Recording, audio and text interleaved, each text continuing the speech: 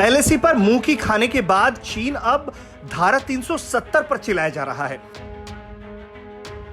यह बुरा हाल है चीन का, जिसे कुछ दिनों पहले ही भारतीय सेना ने जोरदार थप्पड़ सीमा पर जड़ा था, लेकिन इसकी चीखें अब तक निकल रही हैं।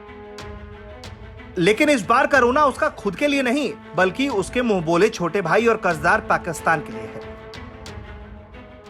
चीन ने अब भारत के आंतरिक मामले पर अपनी प्रतिक्रिया दी है।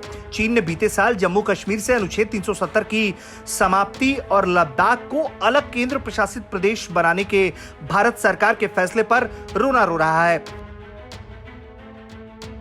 चीन ने इसे एक तरफा निर्णय करार देते हुए जम्मू कश्मीर को दो अलग अलग केंद्र शासित प्रदेशों में विभाजित करने के फैसले को अवैध और अमान्य बताया है। चीन ने भारत और पाकिस्तान से बातचीत और परामर्श के माध्यम से कश्मीर विवाद को हल करने का सुझाव देने की नापाक कोशिश की है। अब यहां पर चीन को थोड़ा समझना चाहिए कि जिस फैसले को वो एक तरफा कह रहा है, असल में वो पूरा मामला ही एक तरफा है। अधिकार क्षेत्र भारत का है, तो इसमें दो तरफा फैसला लेने का कोई सवाल ही नहीं उठता।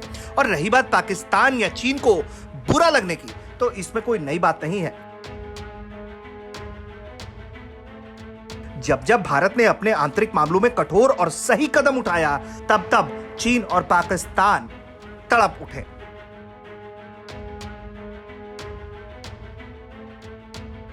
साल भर बीत गए जब गृह मंत्री अमित शाह ने संसद में जम्मू कश्मीर से अनुच्छेद 370 की समाप्ति की घोषणा की थी। साथ साथ जम्मू कश्मीर और लद्दाख को दो अलग अलग केंद्र शासित प्रदेशों में विभाजित कर दिया। पाकिस्तान तो पहले से ही इस दर्द में था, अब चीन भी चीखें मारने लगा है।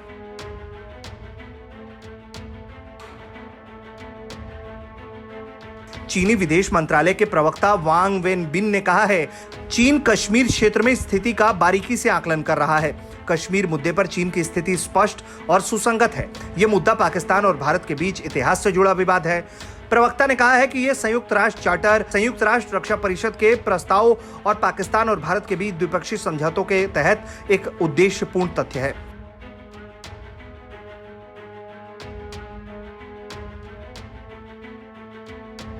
खैर, चीन का इस मामले में बोलना पाकिस्तान को बेहद रास आ सकता है। जहां अभी तक वो अकेले ही जम्मू कश्मीर को लेकर रोना पीटना करता था, अब उसे एक और साथी मिल गया है। हालांकि मामला भारत का आंतरिक था, तो उसे चीन के इस रोने से कोई खास फर्क नहीं पड़ने वाला। ब्यूरो रिपोर्ट, भारत तक।